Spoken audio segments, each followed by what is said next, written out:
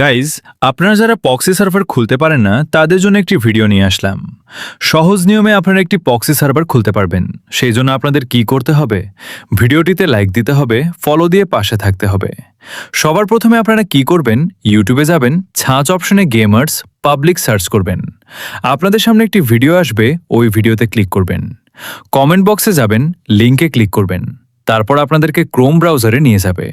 পরে আপনাদেরকে এখানে কি লিখতে হবে? FFB লিখে ফার্স্টে ক্লিক করতে হবে। পরে আপনাদেরকে এই ভিডিওতে ক্লিক করতে হবে। একটু নিচে যাবেন, ডাউনলোড অপশন ডাউনলোডে ক্লিক করবেন। ডাউনলোড হওয়ার পরে আপনারা গেমের ভিতরে ঢুকবেন। ঢোকার পর একটি গেস্ট আইডি ক্রিয়েট করবেন। পরে ওপরে একটি লেখা উঠবে, সাথে দেখবেন আপনার ইউআইটি শো করতেছে।